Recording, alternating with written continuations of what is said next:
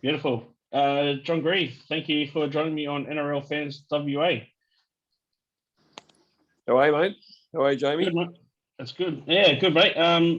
Just want to talk about your career. Yep. I'll give you a bit of a rundown of my page and stuff like that, what I'm trying to do over here.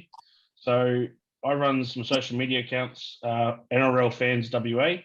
Trying to get more people interested in playing rugby league over here, following the game, and also to get NRL to notice that WA needs the 18th team. So that's the whole point of it. So talking to yourself, a former Western Red, hopefully that sort of helps the people of Perth, realise that people, we need to play and support our game.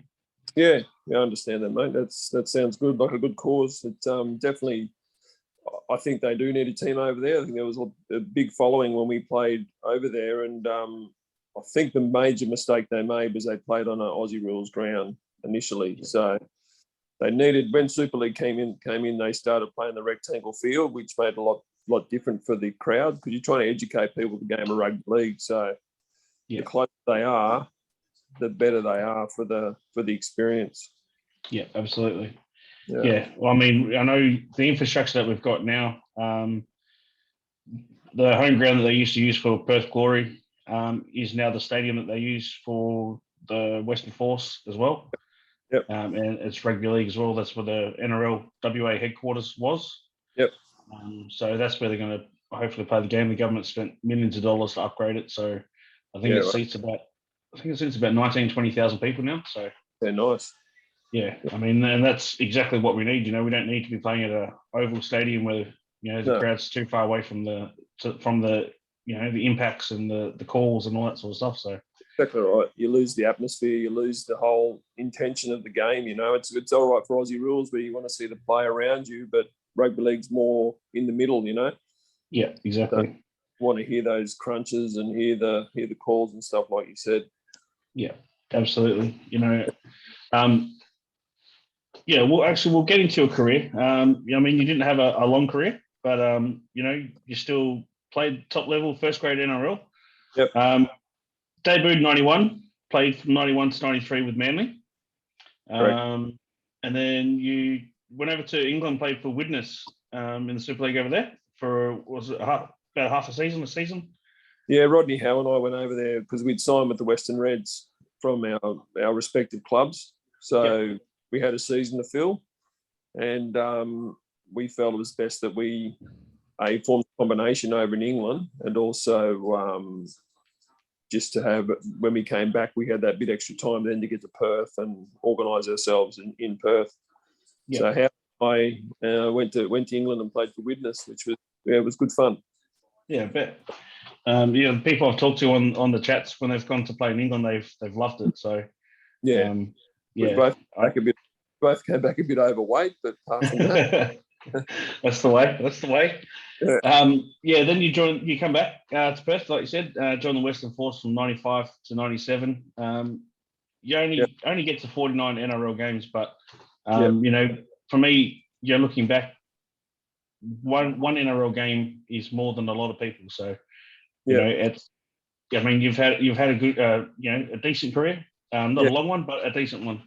When you look back at your playing days, mate, was there anything that you sort of took out of your playing days that you've transferred into everyday life now?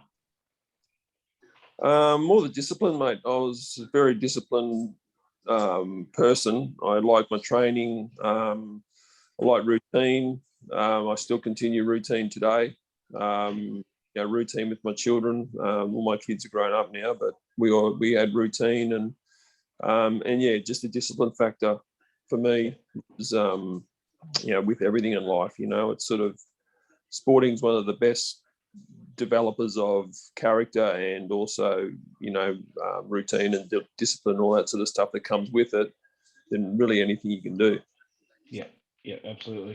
When you made your debut for Manly, mate, do you remember how it all came about, like the week leading up to it? Was it sort of a last minute replacement injury, or did you know during the week? I sort of made 2 debuts for Manly, really, because I, in '91, I got picked sort of mid-season for a game against Western Suburbs at Brookvale. And I actually didn't make, I got onto the field for about, I think it was 5 minutes. Because back then, it was basically, sorry, mate, something's happened. Basically, we had 2 replacements back then. It wasn't constant in-change. So once you made the replacement, you were sort of off. So I played 5 minutes in that game, and then the team came back into, like, injuries came back, so everyone was back on field. And then in end of '91, the semi-finals rolled around, and I actually nearly started the semi-final against, we played North Sydney, and then we played Canberra. And Canberra game I nearly started because Marty Bella had hurt his hip. Yeah. Okay. So I was the replacement front rower, but he played for about 25 minutes, and then I came on in a semi-final. Yeah, nice. So, yeah. Well, we played the first one and then the second one as well, but we finished, I think, second or probably third that year, and we looked like, hot prospects for the year, but we ended up going out the back door. We lost both games. Yeah, right. Because I remember. Yep. Sorry. No, you're right. Yeah, then in '92, I was a slow starter that season in first grade. I didn't get into. I got a late call. I basically got a call from every game day. I used to go and do a warm up and a stretch and run through and get a bit of a sweat up before, about 2 hours before the game. Yeah. Just to get like it's the second wind going, and that's the way I used to do it. But I came home and my fiance at the time goes to me, Graham Lowe just rang. And I said, what do you want? She said, just ring him back. So I, back then, no mobile phone. So I just rang Graham Lowe back and said, mate, you're back. You're in first grade. Oh, nice. Yeah, I was playing reserve grade that day when I was in first grade. So we played Balmain at Leichhardt Oval against like Blocker Roach, Paul Sirenan, Steve Edmed. They had a terrific forward pack. So I got basically the morning of the game told that, I had to sort of I was starting front rower, me and Tony Mestrop. Yeah, right. Yeah. I remember back in those days, Manly were one of those teams in the '90s. They were always up there competitive. For the title. So when you're saying that he's a second or third on the table, and he's got knocked out in the first 2 rounds. I remember Manly being up there all the time. So we had an outstanding. We had like internationals: Cliffy Lyons, Jeff Tuvey, Ian Roberts. Just Matthew Ridge. Matthew Ridge, Darryl Williams. Craig Hancock. We had a bloody good team. So all state of origin players and Australian players. Yeah. And it was a hell of a team. Like I know because my old man follows Manly, so he was a Manly nut. Now since moving to Perth, he's moved back to Brisbane now, but when he came to Perth, he turned to the dark side and now follows AFL. So but he still follows Manly and stuff. But he was a tragic Manly fan back in the day, and Cliffy Lyons was his idol. So very, very nice guy and very back in those days, like Cliffy had put out a cigarette before he ran out. You know what I mean? Yeah. And set up 3 tries and get man of the match. I've heard some of the stories about Cliffy Lyons and his pre-game rituals and even the halftime as well. Yeah. Cliffy would touch his toes a couple of times, put out a cigarette and run out. No. Days they have like a 45-minute warm-up, like it's bloody crazy. Yeah, absolutely. Yeah. When you signed with the Western Force, how did that all come about, mate? Basically just Peter Mulholland, he had a selection of players that he wanted that he'd sort of earmarked, and because originally I did my high school in Perth. Not a lot of people knew. I did my high school in Kalamunda High. Yeah, right. Yeah. So I did. Because I was basically a local. They classified me as a local junior because I played for South Perth at the time.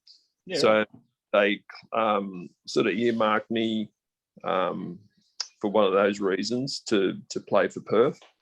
Yep. So basically just met in King's. I was living in Sydney, obviously, at the time, and met in over near the King's Cross. They were staying at a hotel and just basically conducted contract negotiations. And my wife and I were very keen to get back to Perth, and I was keen to get to Perth for the opportunity and try something different.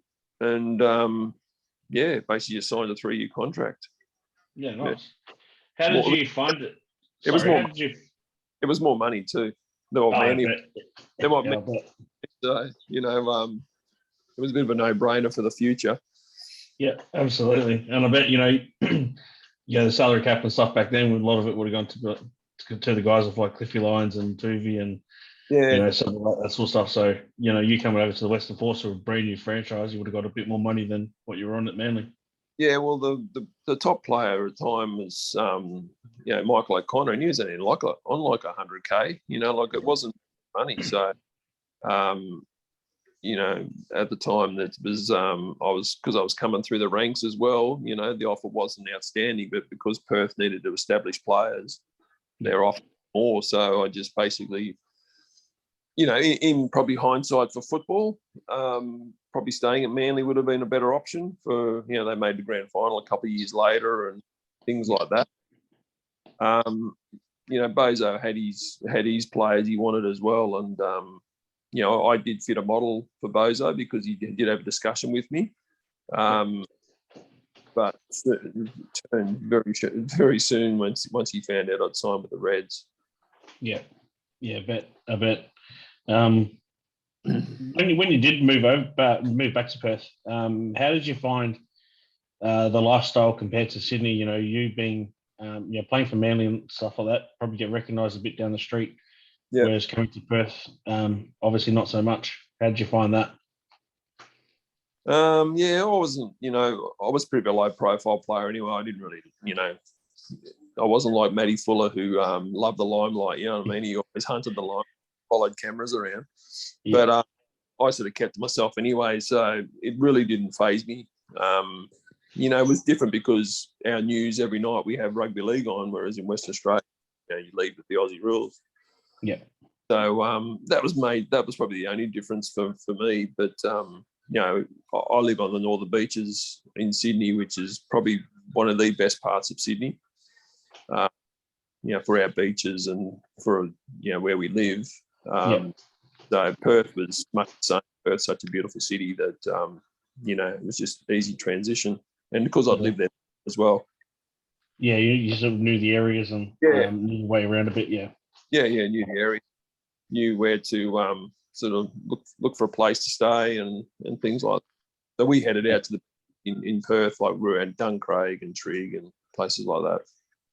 Yeah, awesome. Yeah. So you're playing at the Western Reds, and then this Super League war happens. Yep. How did you go with all that sort of stuff? Were you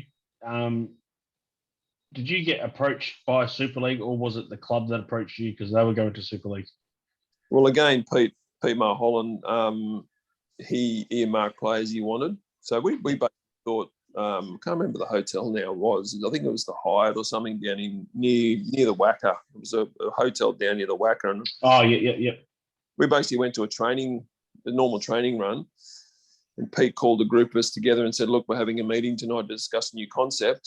I'd like you all there. Go home, get changed, and come into the city." So basically just did that. Got to the hotel.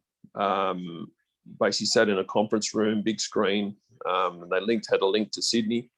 And basically just got to explain the new concept and the new approach they wanted to, form. And we were sort of one of the clubs that they wanted. Yeah. So then we went out in the foyer and we were all just chatting away amongst ourselves, and they started calling us individually. And then basically, offering us ridiculous money to sign, 2-3 year contracts, and incentives of walking out with cash checks and things like that to get us a spot. So it was quite intense. It was quite. I didn't have a manager at the time because I didn't really need one. Everything sort of fell into place. But blokes would leave the meeting and they'd say, "Oh, give me 5 minutes," and they'd race out and ring their manager and be all frantic. It was quite a stressful situation. Yeah. But they were trying to get us before the NRL got it or the ARL got us to sign. if we were smart enough, looking back in hindsight, if we were smart, we would have got together as a group and said, okay, this is what we want, and then put a proposal to them. We all would have probably got a bit more money as well, but also it would have been more of a team building thing as well. But we all sort of break, money.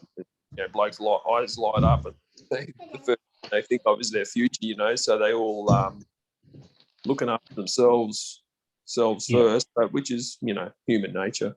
Yeah, definitely. But no, to answer your question, it was a real, it was a pressure situation, but really crazy the way it all happened.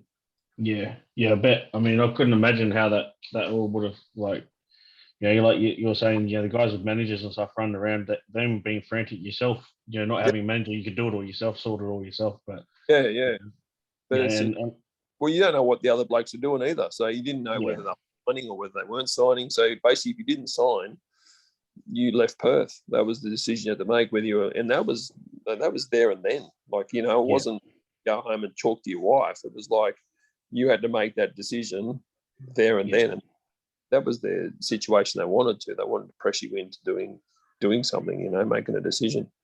Yeah.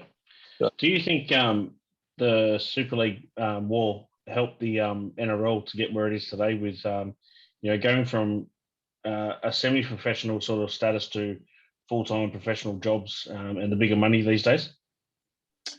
Well, Perth was probably I did my trade in Manly, like I did electrical trade. So up until probably, 93, we were still training twice a week and having a captain's run on Saturday mornings, and you still had jobs and like that.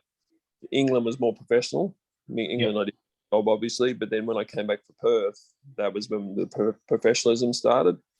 So we train, eat, sleep, football, and no jobs. Didn't have a job in Perth, things like that. So it started slightly before then, but then because of the bigger money that I offered through Super League, I think the coaches and I think the clubs got tricked into this feeling that they had to make it more professional because we had so much time, we were getting paid good money, so they then had to go the next level.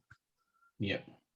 So that's where the trend of everything started, I think, where players went from 150K, 100K up to $700,000, $800,000. You know what I mean? So that's when the big, sort of the rise for players' money went up, and now it's plateaued plus gone up again. Yeah, but, absolutely. Yeah. No. So when you were playing over here, mate, how did you find the crowds and the support behind rugby league over here? Well, like I said before, I played for South Perth as a junior, and also worked my way from. I got to Perth when I was 11. Went to high school, played junior footy, come through the ranks, and end up playing local first grade in Perth. And I was like 16, 17 playing local first grade. And the game back then in Perth was on fire. Like it was, we had a absolutely strong competition, a great following. I think that just transferred into when the Reds first came over, because a lot of New South Wales country, Queensland country, Kiwis, a lot of people over there that actually love rugby league and wanted to be involved in rugby league. So, but like I said before, I think the biggest mistake they made was playing at the Wacker. I think our following would have been more intense and more. It was a good following. We had a great following. We had a great supporter base, but I think they would have got more out of it if we played in a rectangle field, which would have created. Joe Blow goes to the football, tells his mate, and his mate tells you should come along and look at this game. It's bloody aggressive, fast, and it's and they're close to the game. That's what they would have built their membership base on. Yeah, absolutely. I mean, I talked to Kerry Walters when he was at the Adelaide Rams, and he was saying, because I looked up some of the stats for when Perth was around, they were averaging about 10,000, 11,000 people at a game, even though it was at the Wacker. And so with the Adelaide Rams, and that's not bad numbers considering back then it was still AFL dominant. Yeah. And even you look at the games today, some of the games they're not even in Sydney. That they're not getting 10,000 people to a game. So yeah. Well, I think their price point too. I think you can't take a family to the footy anymore. It costs too much. It's even to go down to Brookie Oval, down our local ground, and sit on the hill. I haven't been for that many years because I used to take the kids there. But back then it was like $25 to sit on the hill. You know what I mean? And although the Northern Beaches has got this impression of being, a rich area and things like that, there's a lot of just tradies and knockabout people here. So I just think they're making it because they think the players are earning big dollars, that they've got to make it an expensive day out. But and also, you got absolutely brilliant from Foxtel and footage from Foxtel and stations like that. Sometimes that if you don't want to watch live footy, you get just as good from your lounge room. Yeah, absolutely. Yeah. I mean, the coverage these days is just it's so good. Yeah. I mean, I watch every single game every weekend. I mean, I missed the game last night because I was at rugby training myself with my sons. Yep. But every other game that I'm able to watch, I'm there watching every single game. Yeah. So yeah. the coverage is awesome. And I know that because we got State of Origin over here this year in Perth. I went to the last one that was in Perth, and it was an absolute sellout, 60,000 people. Yeah, I was there. AFL. Well, were you? Yeah, we had a Western Res reunion that year. Oh, that's right. Yes, you did too. Yeah, I remember that. Yeah. Yeah, so we had a reunion over there and coincided with the State of Origin. It was great. Yeah, right. I think it was 20 years or something. I think it was 20 years. Yeah, I think so. Yeah. Yeah, 20 or 25, something like that. 25 it might. 25. Yeah, 25. Yeah. Yeah.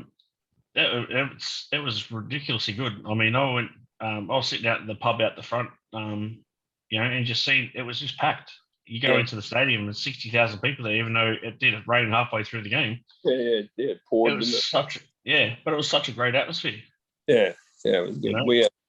We had seats. We were just sort of in the dry area. We were watching everyone wet. Yeah, I was down the front, but honestly, like I watched it. I didn't get wet much. I sort of watched that rain just sort of come in and it swirled and just landed on the ground. Yeah, it's a beautiful ground too. Beautiful ground. And I mean, I'm going to this year's one as well. Yeah. I bought tickets to that, and that's pretty much sold out as it is already. Again, so we've got the support here. Yeah, absolutely, and I think like I said before, it's always been there. It's always been there, bringing it out, and with these games that they bring over there, then you see how many followers of rugby league there are. Yeah, and there's a lot of people who love watching both. I love watching a game of Aussie rules as well. And I like watching all sport, but the diehards really, really get into their rugby league, and that sort of shows with these crowds they're getting.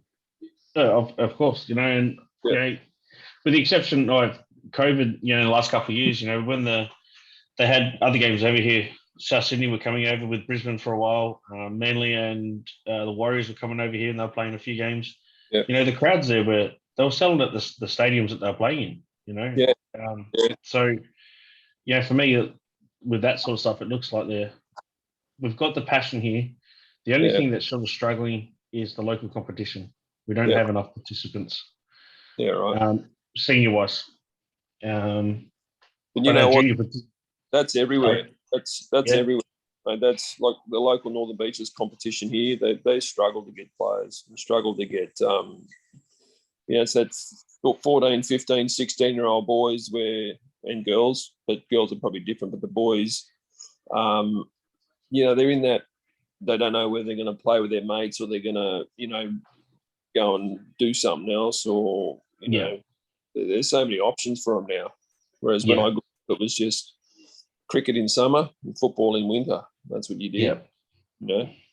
So, I think they've got so many options. But even here, like I was saying, our local competition here is just struggling for numbers. They even have to incorporate different districts to make a competition up. Oh, wow. Yeah, this right. was strong competition. This used to be a very strong competition. Yeah, okay. Yeah. Because I know WA, outside of New South Wales and Queensland, WA's got the highest junior participation in the Yep. country. Yep. You know, so we've got that going for us. Our seniors, like I said, is struggling. Yep. But you know, like you said, it's the options that all these young kids and that have got.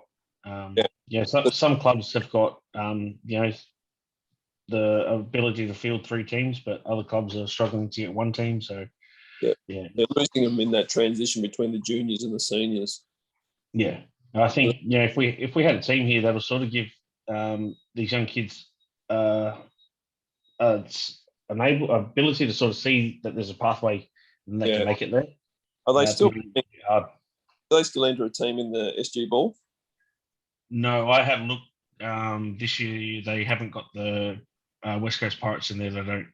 No. Okay. Because they used to have a team running around the 17s or 16s or something. I think they were. Yeah, No, yeah, SG ball was 18s. yeah, I think. yeah. 80s, yeah, yeah. The SG ball, yeah, yeah. They had the West Coast Pirates, and I think with COVID they had to stop it, and I don't know why they haven't started it back up. So I think because of our borders over here being stupid. So yeah, I think that was the reason why. Yeah, right. Hopefully they get back going next year. Yeah, yeah. I think that's a start anyway. What they need to give some incentive for these young blokes to keep pushing through. Yeah, absolutely. Just want to go sort of on a personal sort of level with you, mate. Just for it's a big thing in rugby league and in life these days is mental health. Yep. Have you gone through like a low point in your life? Maybe a depression or something like that. And if so, how did you get through it? Oh, that's a good question. I felt the biggest thing for me when I finished playing football was I missed like my career was a funny career because I firmly believe I had the ability to go a lot further than what I did, but I was just hampered by injuries my whole career. Like I did when I was in England playing for Widnes, I did my cruise ship, just had to come back and have an operation before I joined the Western Reds. Then in the trial match leading into the 95 season, I ruptured my bicep. So that was 14 weeks on the sideline. So, and I played the last year, 97, with a completely broken foot. I played like half the year with a broken foot, all the sesamoid bone off my foot. Had to make this special brace. So, that was tough for me through that whole transition through playing, dealing with all that. And then once I finished playing, the most thing I missed about, like I was ready because with the injuries and stuff, I had enough. I was just over it as far as coming back and getting injured, coming back again. So, but the hardest thing for me was the mateship, losing, these blokes you spend, especially in Perth, like we'd go into a weight session, we'd eat together at breakfast, we'd eat together at lunch, then we'd go home and then come back and we'd be with each other again. And then we'd travel every second week, interstate. So we really got more than our wives and our families really through the season. So the hardest thing for me was, not being around the boys, the banter and, all the funny jokes we used to do on each other and all that sort of stuff, So I took a long time to get over that. And it was a reality check too. Like once footy finishes, what do you do? So I had to dust the flyers off and get back into work. And, my wife and I had 4 kids. And so it was just, the general merry-go-round of life, Yeah. But, I continue to train. And I think that's the thing that maybe has helped me through my whole career after football was keeping active and keeping training and looking to join little communities like gymnasiums and a couple of men's groups. We just catch up for a talk and a coffee and things like that. So I think take it upon yourself to try and get into those sort of things. Yeah, cool. Speaking of your mateships with the guys from the Western Reds and stuff, I messaged MG during the week. I was having an interview with you. He goes, Casper. He goes, I send my love to him. Yeah. So, MG's on radio here on Triple M. And I always send him a message when he starts talking about the Reds, or he's always mentioning his time in Perth and things like that. So we're always geeing each other up. But no, he's a lovely man, MG. He doesn't greet you with a handshake; he greets you with a cuddle. Yeah, and he just wraps. He basically helps you because he's such a big human. Well, I haven't had the pleasure of meeting him yet. I've had an interview with him when I first started. So I didn't get to record it because I was first starting it and I was trying to figure it all out myself. So, but had a great chat with him. I keep in contact with him, through social media and text and stuff like that. So, he's a good bloke. Yeah, a lot of time for him, G. Yeah, terrific bloke. Yeah. So, have you got any advice for these kids coming up today? Like, there is a lot of pressures on kids. Again, it goes back to mental health, but also pressures from parents and stuff for sports, schooling. And then they've got to live their own lives as well. Like myself, I've got 10 kids in my household, so 10. Yeah. No, got rid of the TVs, mate. I only got the one, and that's just on NRL. But it's we try not to put too much pressure on these kids. We just expect them to be good human beings. But there's a lot of parents out there that don't expect. They expect a lot more. Have you got any advice for these kids coming up? Yeah, put your bloody phone away. Mate, that's probably one of the biggest things I've noticed in kids. Their attention span, when you're talking to them and things like that, they just want to be on their phone. Kids as young as, I don't know, I'm a bit old school, I'm a bit, I only got my phone because I've got a business, that's how I business. But if I didn't have a business, I wouldn't have a bloody phone, I'll tell you that. I just think, limit your screen time, limit all this modern technology and stuff, and just get back to the, a bit of old school, bringing kids up, give them attention. You see parents walking around with their phones in their hand, looking at their phone, and their kids are asking them a question. They're just ignoring them. Yeah. I think we need to get back 20 years, 30 years ago of what we were doing when I was brought up, like it's give your kids attention, give them a discipline, give them a routine. Sports are discipline, but you just naturally let it develop in kids. Like, you don't need to push kids, you need to encourage kids, you need to let them have a go. If they fail, you pick them back up and let them get going again. Kids have got to learn how to fail. They don't fail these days. Everyone gets a ribbon for coming fifth. You know what I mean? You came fifth, mate, too bad you don't get a ribbon. You've got to be a bit tough, and I think kids' resilience in kids, and I think resilience in people in general is very low. I think people have got it too easy these days. You walk down the shops, you can get whatever you want, you can eat whatever you want, you can drink whatever you want. There's no toughness anymore. There's no earning it. It's just, it becomes too easy. Yeah, absolutely. I completely agree. Yeah. I think it's just a bit of, we need to put in reverse a bit and drop it back a gear and go back a few years and sort of just connect with your kids and connect with, like I said, let them make mistakes. Yeah, absolutely. I try to do that with a lot of my kids.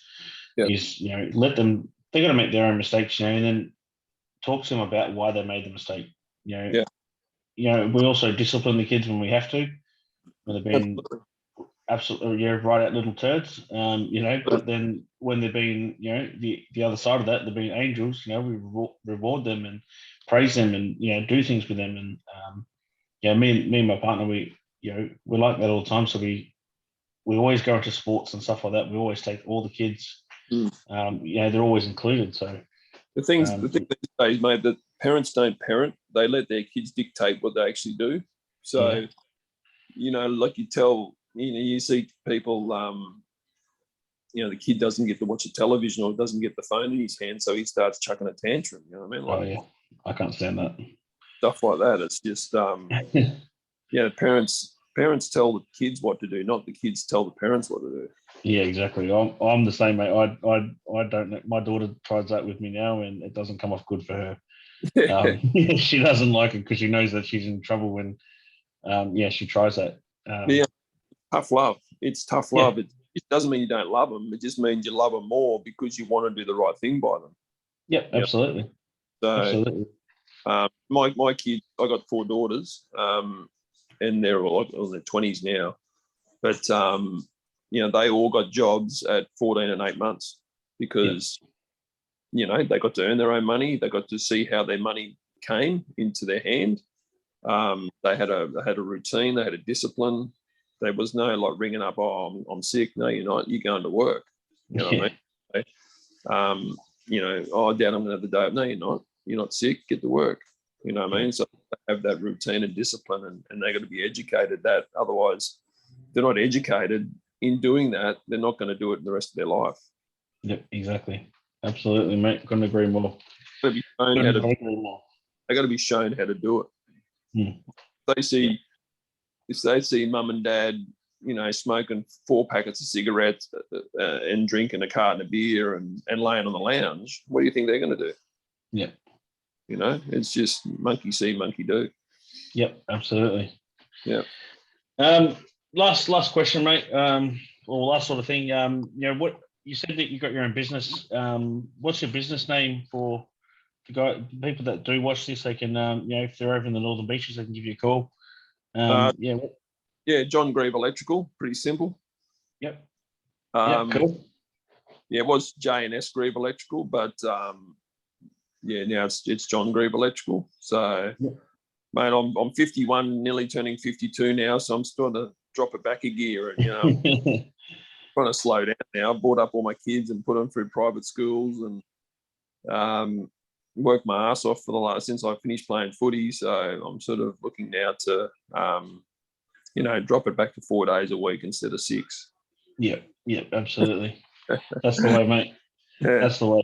So is there anything you want to say to maybe the South Perth Rugby League Club and the people of Perth before we go? I miss Perth. If it wasn't so bloody far away, I'd move back there tomorrow. Yeah. I love Perth. I love. There's always a part of my heart in Perth. Like I said, my dad and I went across to Perth when I was 11. He actually coached South Perth as well. So, we've had a history with South Perth and a history with Perth. And, I know he talks a lot about it. And we had great days over there. And I lived up in Karratha as well. So hello to all the Karratha people. That was probably, I was 16, 17 in Karratha. And that was, part of one of the best parts of my life, fishing and having a good time and playing footy up there and doing all that sort of stuff. But no, I miss Perth. I wish I could move back there at some stage, but I could get around there once I do my trip around Australia. So I might be there one day. And hello to everyone in South Perth. Might get back there one day as well. And I'm sure they would have you, mate. I'm sure they would love to have you guys come back and even do a talk for them or something like that. So right. Yeah. No, John Grieve, thank you for joining me on NRL Fans WA. I really appreciate you giving me your time. Much love to you and your family, and best of luck with everything going on. Good on you, mate. Same to you. Same to you and the 10 kids and your lovely partner. Thank you, mate. Have a good night, mate. All right. Take care. See ya.